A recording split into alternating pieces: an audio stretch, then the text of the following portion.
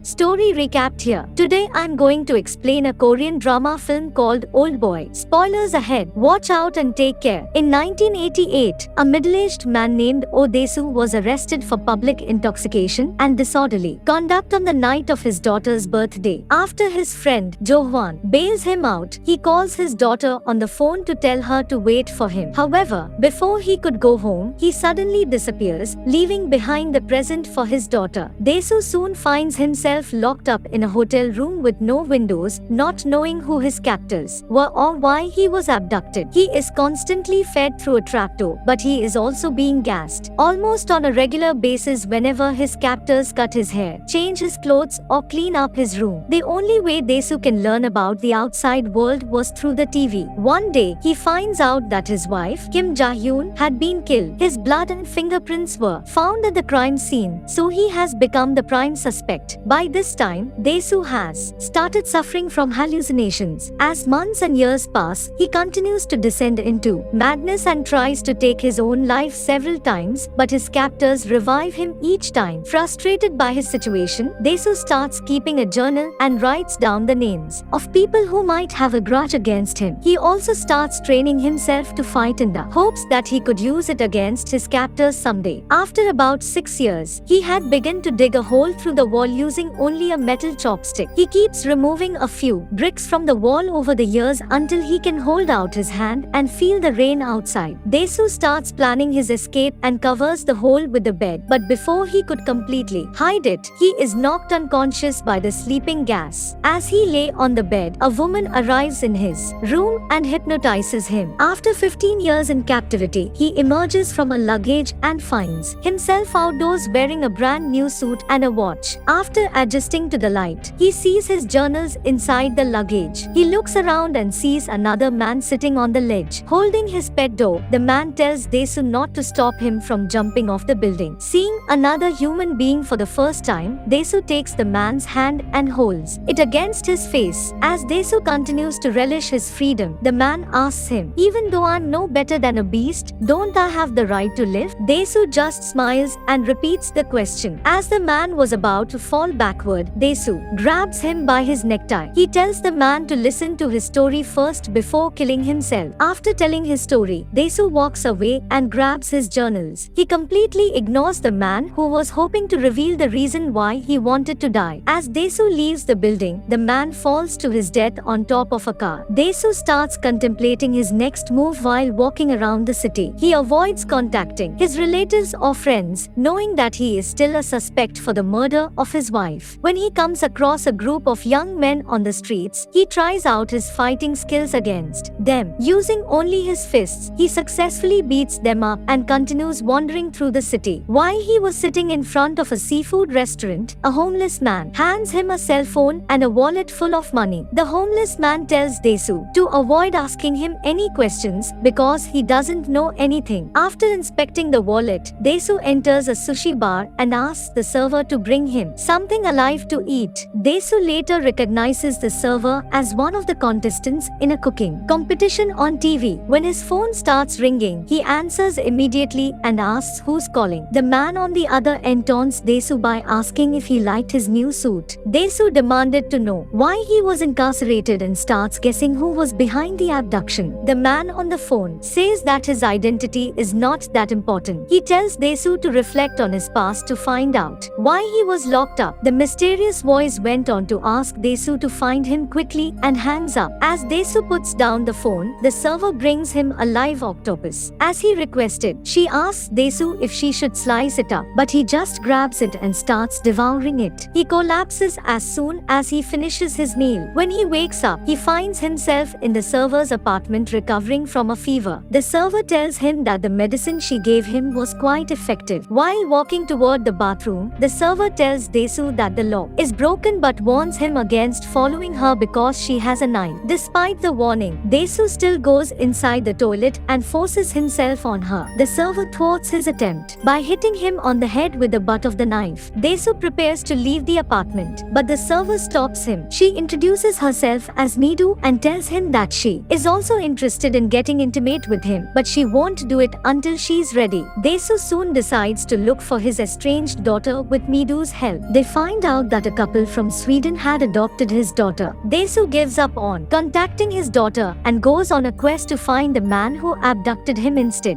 One day, Mi-do receives an online message from a man using the ID Evergreen, asking her about the Count of Monte Cristo. When Dae-Su comes closer to investigate, Evergreen asks him how he is doing in the bigger prison. Mi-do tells him that she has been chatting with Evergreen for some time to talk about sushi. Dae-Su thinks that he can't trust Mi-do because of her online relationship with Evergreen, so he tries to find his captors on his own. He soon discovers the restaurant that delivers the food that he had eaten while he was in captivity. He follows a delivery man to the building where he was incarcerated and attacks a guard with a hammer. He later discovers that the prison is run by a criminal organization specializing in incarcerating people for a price. Dae-Su tortures the man in charge of the operation by pulling out his teeth with the claws of a hammer. The man, named Mr. Park, says he never met with the client who paid for Dae-Su's incarceration, but he recorded the phone call. Dae-Su takes the recording and tries to leave the building, but a horde of men waits for him outside Park's office. Armed only with his hammer and his fists, he fights them all off. He continues to fight even as he is stabbed in the back. When Dae-Su finally gets out of the building, he pulls out the knife and collapses on the ground. A man on the street helps him up and puts him inside a taxi. The stranger gives the driver an address and reveals himself to be responsible for locking up Dae-Su by calling him out by name. Unable to do anything because of his injuries, he just looks at the man as the taxi drives off. Back at home, he listens to the recording that he took from Mr. Park's office. He hears the man and Mr. Park talking about the length of incarceration and the types of drugs that they can use to medicate him if he develops schizophrenia during his captivity. When Mr. Park asks what Dae-Su did to deserve a lengthy incarceration, the client tells him that Dae-Su talks too much. The next day, Dae-Su pays a visit to his friend Jo-hwan to ask him if he recognizes the client's voice in the recording. Jo-hwan cannot identify the client, but he helps Dae-Su find Evergreen online. Evergreen taunts Dae-Su further by letting him know that the statute of limitations on him has already expired. Dae-Su goes back to Mi-do's home and starts torturing her to find out what she knows about Evergreen. As he tries to force more information out of Mi-do, Jo-hwan calls to tell him that he had discovered Evergreen's identity. Jo-hwan tells him that Evergreen's real name is Soo-dia and he lives in a building just across the street from Mi-do's apartment. He immediately runs to the apartment and meets Evergreen and his bodyguard, Mr. Ha. Evergreen tells Dae-Su that he will kill Mi-do in 5 days unless he uncovers the motive behind his incarceration. He offers to take his own life if Dae-Su succeeds. Dae-Su tries to attack Evergreen, but the bodyguard fends him off. Evergreen went on to tell Dae-Su that he will never find out the motive if he kills him. He further reveals that he is wearing a pacemaker that he can deactivate with the push of a button if Dae-Su tries to torture him. As Evergreen prepares to leave, he encourages Dae-Su to seek vengeance to deal with the pain of losing his wife and child. He reminds Dae-Su that he had left Mi-do tied up in her apartment with the door wide open. Dae-Su rushes back to Mi-do's place after hearing her scream. When he arrives, he sees Mr. Park and his goons abusing Mi-do. The goons overpower Dae-Su and hold him down as Mr. Park attempts to remove his teeth with a hammer. A phone call interrupts them and Mr. Ha later arrives at the apartment and offers a briefcase full of money to Mr. Park. After looking at the briefcase, he agrees to take it and leave Dae-Su unharmed. Dae-Su threatens to cut off Mr. Park's hand for abusing Mi-do. Dae-Su and Mi-do immediately leave the apartment after the goons left. On their way to a motel, Mi-do sings a song to indicate that she is ready to get intimate with Dae-Su. After their lovemaking, sleeping gas seeps into their room and Evergreen goes in to leave them a package. When they opened it, they see Mr. Park's severed hand. Dae-Su realizes that Evergreen has bugged them, so he goes to a shop to find the device and get rid of it. Sometime later, Dae-Su and Mi-do stop by Jo-hwan's internet cafe to learn out more about Evergreen. As Mi-do goes through the search results on the internet, Dae-Su and Jo-hwan soon realize that Evergreen was the name of their batch in their old high school. Dae-Su and Mi-do go to the school to look at the yearbook for the class of 79. He learns that Evergreen was a fellow student named Lee Woojin. Dae-Su calls Jo-hwan to ask if he knows anything about Woojin. Jo-hwan says he doesn't recognize the name. Dae-Su starts asking Jo-hwan about a female student named Sua. Jo-hwan tells Dae-Su that she died after he transferred to another school. When Dae-Su asks for more details, Jo-hwan tells him that Sua was a very promiscuous girl. Unbeknownst to them, Woo-jin is at Jo-hwan's cafe during the phone call. Enraged by how Jo-hwan described Sua, Woo-jin kills him and reveals to Dae-Su that Sua was his sister. Dae-Su tracks down Mr. Park to ask for more details about his incarceration. Due to the loss of his hand, Mr. Park willingly tells Dae-Su that he had drugged the water to make him more susceptible to hypnosis. He also agrees to keep Mi-do safe while Dae-Su goes on to find Woo-jin. Another former classmate tells Dae-Su that Jo-hwan spread the rumors about Sua's promiscuity. Dae-Su later recalls that he had accidentally witnessed Woo-jin and Sua engaging in intimate acts. He remembers that he had told Jo-hwan about it just before he transferred to another school. Using the clues left behind by Woo-jin, Dae-Su was able to pinpoint where his former captor lives. He confronts Woo-jin and accuses him of using hypnosis to erase the memory of what he witnessed in school. Woo-jin argues that it wasn't hypnosis that made him forget about the incident. Dae-Su simply forgot about it because it wasn't something that should concern him. Woo-jin reveals that the rumors about Sua getting pregnant have started to spread soon. After Dae-Su left the school, the gossip has gotten so bad that Sua began to believe that she was actually pregnant. Woo-jin blamed Dae-Su for spreading the rumors. Dae-Su accuses Woo-jin of killing his own sister because he feared people would find out about their illicit relationship. Woo-jin dismisses the accusations and starts recounting how he arranged the meeting between Dae-Su and Mi-do with the help of a hypnotist. He shows Dae-Su a photo album of his wife and child. As Dae-Su flips through the album, he sees photos of the child growing up. Dae-Su is horrified as he finds out that his daughter had grown up to be Mi-do. Enraged by what he discovered, Dae-Su attacks Woo-jin, but Mr. Ha stops him. Dae-Su struggles to fight off Mr. Ha but manages to injure him. Despite his serious injury, Mr. Ha is still able to subdue Dae-Su. After watching the altercation for some time, Woo-jin gets frustrated and decides to kill his own bodyguard. Woo-jin goes on to tell Dae-Su that Mr. Park is still working for him. Back in Mr. Park's building, Mi-do is presented with a gift box and was told to open it. Dae-Su tells her over the phone not to look inside and wait for him to get back. Dae-Su starts begging Woo-jin not to reveal the truth to Mi-do. He kneels in front of Woo-jin and starts barking like a dog as a sign of his submission. Failing to make an impression on Woo-jin, he decides to cut off his own tongue. Woo-jin finally relents and tells Mr. Park to keep the gift box closed. He walks away, leaves Dae-Su with a remote control for his pacemaker. However, when Dae-Su pushed the button, it only played an audio recording of him and Mi-do making love. Woo-jin walks into the elevator and starts recalling Sua's death. Woo-jin tries to save her from falling, but Sua tells him to let her go. As soon as the elevator opens, Woo-jin shoots himself in the head. Now living in a secluded countryside, Dae-Su writes a letter to the hypnotist to tell his story and ask her for help. She tells Dae-Su that she initially had no intention of helping him, but the last part of the letter convinced her. In the last sentence of the letter, Dae-Su asks, "Even though I'm no more than a beast, don't I have the right to live?" The hypnotist warns Dae-Su that something might go wrong and mess up his memory. Dae-Su agrees to go ahead with the session anyway. She proceeds with the hypnosis and tells Dae-Su that his mind will be split into two personalities. The first personality will not know the truth about Mi-do, while the other one is the monster who will keep the secret. The monster will start walking away and age 1 year with each step until he reaches 70 and dies. Later on, Dae-Su wakes up alone in the snow. Mi-do comes over and tries to warm him up. She embraces Dae-Su and tells him that she loves him. Dae-Su breaks into a smile upon hearing about Mi-do's feelings for him, but the smile slowly turns into a look of grief and pain as they continue to embrace.